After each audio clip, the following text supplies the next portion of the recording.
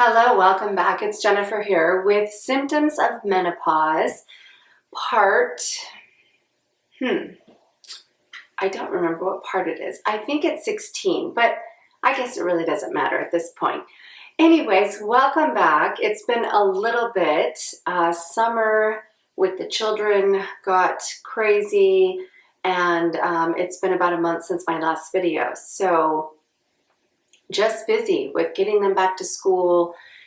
We went on a vacation, and then again, it was a whirlwind to just kind of get everyone ready and back to school. So hopefully now I will have a little more quiet time to where I can film. So yes, we'll hope that that will work out. I hope all is well with all of you, and welcome if you're new here. I am Jennifer, and I'm so glad you're here. So today I am just going to, I just wanted to ask that question. How do you know when you're in perimenopause or menopause? And I'm going to be sharing my experience on how I knew and what were sort of the first symptoms that I started to experience. So I've talked about this a little bit in other videos in my past stories, but I feel like this should be a video all on its own because, yes, I've learned with this series that I'm doing that topic can kind of get whirlwind and jumbled all together with another. So I feel like this deserves just its own video. So, okay, I am, let's see how old I am. I'm going to be 50, and I started perimenopause about probably 40. But I had no idea. And that's one thing I'm going to, I want to really dive into is that typically science tells us that most of us are starting perimenopause in our 40s. So I think it's safe to say that if we are 40 something, we probably are in perimenopause. Now, perimenopause is the before the menopause, and there is such thing as premenopause, but I think peri is going to be more of that longer period of time when you're experiencing up until the point that you stop menstruating. So that is what perimenopause is. So it is sort of like the before of menopause, but this can last 10 years or more or less. Every woman is different, but it can last that long. And I think I want to really point out this comes back to me all the time again and again, because I don't feel most of the time that women are making that connection, connecting the dots of, oh, I'm in perimenopause. So maybe they're not having any symptoms, but usually I don't think it's that.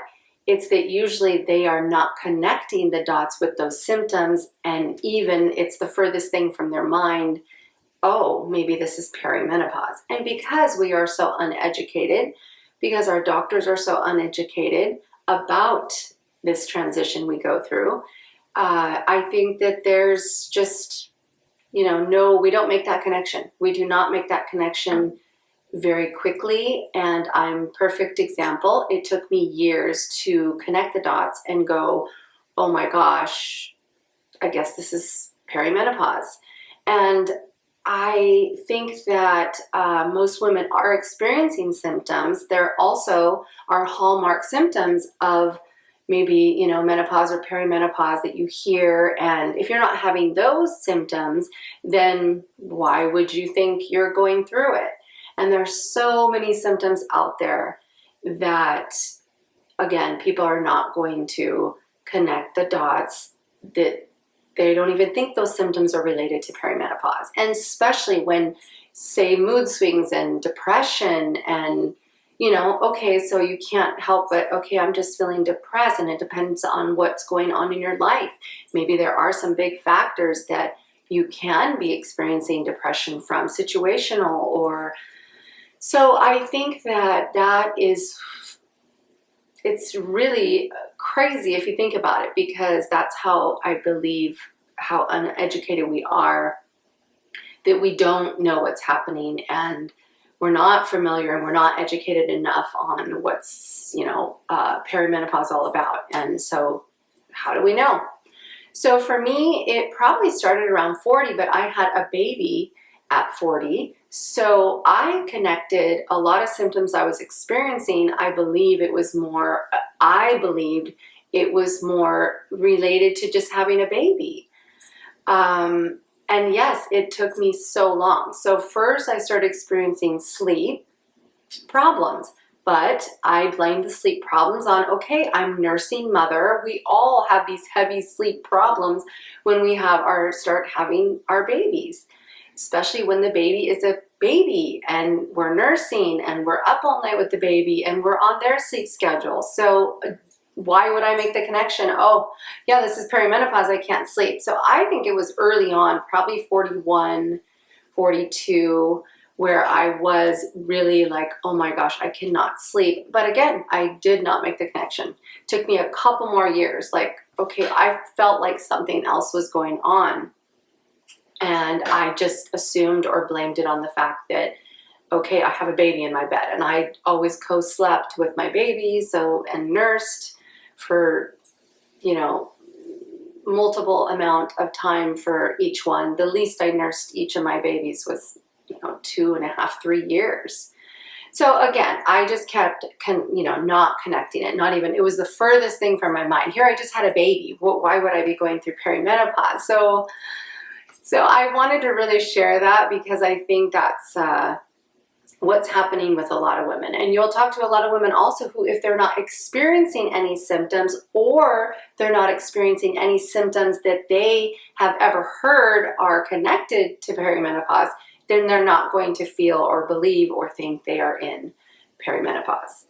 So that I think is very interesting. But I think that needs to change, because I think the sooner we figure it out and we're prepared and we're educated for what's going to happen to us, maybe, remember, someone breezes right through. They don't really experience any symptoms. That, you'll hear women say, oh, yeah, I had no problem, But I disagree. I think that most likely there will be something that they struggled from about 40s, and it is probably related to perimenopause, but they will not consider it or connect it, or, again, maybe they're not even thinking that was a perimenopause symptoms. I mean, there's like close to 30 symptoms. So, and every woman is different. So we're going to have different symptoms and we're going to experience those things differently. And so it may be a symptom to one woman and not a symptom to another woman. So yeah, it gets very technical. And again, for me, sleep was the first thing for me. I knew that was, and we know that this is what's going to happen usually, because let me go back a little bit and just say, for what we know now, is really perimenopause is more of a shift and really a roller coaster that the progesterone starts to go on and has us go on this wild roller coaster of the fluctuations start to decrease more. We're not decreasing completely crazy decrease in progesterone yet, but during those perimenopause years, we're starting to decrease, and it's just going nuts. It's going nuts. And we know the symptoms are all very similar. That's why they're very similar to their PMS, because it's the same thing. When we fluctuate in our PMS, progesterone starts to drop, then we menstruate. So same things happening with perimenopause, is where we're just on a roller coaster, and the progesterone is really what's going nuts. We're not losing estrogen yet.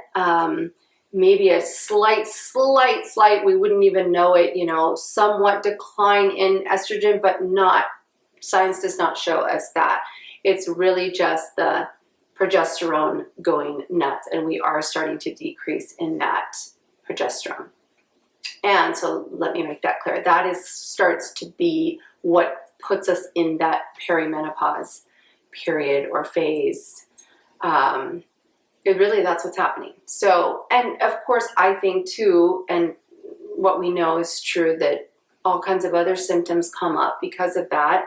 And again, we also connect those symptoms to PMS, and they are PMS. So how do you make that distinguish, the one or the other? So technically we're in, you can be in perimenopause, but if you're still menstruating, it's kind of confusing because, again, we're still doing the same thing. We haven't stopped menstruating yet. And to be clear, when we are in menopause, then we have stopped menstruating, and you have to qualify, sounds weird, to qualify, you have to have no period for a year, a full year, to where you stop bleeding.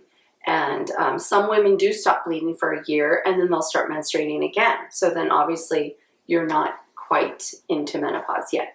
And then you're in menopause after you have that last period, you don't bleed anymore for a year. And then if you continue on, then you are in menopause. And then you're in postmenopause overnight, then you're all of a sudden postmenopause. So again, back to me struggling, that was my first deal, was the sleep, but it took me years to make that connection. Then, of course, my cycles started to get closer together and pretty crazy. Again, I had just had a baby, so I didn't also connect that until way later, probably about 44, 45. Then I knew, okay, my cycles are definitely getting shorter, like less time in between. Also, they would go from being really, really heavy, and then the next month, hardly anything. Then I've shared in my past videos, I got to where I was literally hemorrhaging. I couldn't even leave the house, and so I started to have those really heavy periods. That was about 46, I'd say. It was probably 46, 47, 48, to where they progressively started to get worse. And to where probably, like I said, about 46, 47, it lasted for about 2 years, where the periods were horrendous. And I was struggling, I became anemic, and it would also last for a long time. So, and I've shared that in other videos, so if you want to go back and see that, I'll put that up here. But yes, that was horrendous. So then I knew, that's when I was forced to take a look at everything that was happening and put it all together and connect the dots. But as soon as I went to the doctors with the heavy bleeding, then of course, first I went to my regular doctor, and he just said, oh, you're depressed. Oh, and we know you're bleeding, so you're not in menopause. That was my answer. And I've shared that, and we all know all about that with how it goes. When you first go to the doctors, they're not much help. He wrote me a prescription for antidepressants, and, you believe your doctor because you trust them and you believe, okay, I'm not. So I knew I wasn't in menopause. I knew enough to know that, but he didn't say, oh, yes, this is perimenopause, because guess what? He didn't know either, because a lot of our doctors don't know what's happening to us either. So anyway, so yeah, connecting the dots I think was huge, but then it was literally in my face. And I think this is where women really do, then they start connecting the dots, because, okay, what's happening to me? Am I dying? What is going on? And then they're forced to really look at the big picture, and then they are able to make that connection. But I think that, again, a lot of women think, okay, but I didn't have any symptoms. I breezed right through it, like as if I didn't go through it then, which is not true. We all go through it. It's a natural thing, phase that our body goes through, and you're going to go through it if you are a female. Now, again, certain instances with, if you've had a hysterectomy, if don't have your ovaries, so of course this is going to make things happen. And really, if you've had a full hysterectomy, as soon as that surgery is done, you're in menopause. You're done. So if they take those parts out, then you are in. So of course, there's different experiences for different women that, if they've had their hysterectomy, then when you wake up from surgery, you are in menopause. So yes, that's always different too. And then that can be really difficult because like that, you are just in that phase and it's very abrupt and women can really struggle with that. So that's a whole nother ball game. I have everything. I have not had a hysterectomy and I still have my ovaries and everything is there. So, but yes, I definitely, the cycle started coming closer together. I had the heavy hemorrhaging bleeding. I did have to put an IUD in because I had some options. I was given the option of having a hysterectomy to stop the bleeding. I was also given the option of an ablation, and I was given the option of an IUD. I ended up going with the IUD. I had to do something. I also, actually, I take that back. First, I tried to take the birth control pill to see if that would regulate my period. And it did, but then it gave me all kinds of other problems and struggle with the side effects of taking the birth control. So yeah, I did just take some progesterone first to see if that could balance me out. Then we took the birth control, and then I ended up getting the IUD. And I'm so glad I did. And I think we will leave that for the next video. I will do an update on the IUD because now it's been close to a year, probably about 10, 11, maybe 12 months. So I will do that in the next video. But I hope this has given you some sort of something to help you where you are in your phase or in where you are in your chapter of this perimenopause. But I think it's safe to say that if you're 40 something, you're definitely in perimenopause, unless again you have some other special circumstance with hysterectomy or what we discussed.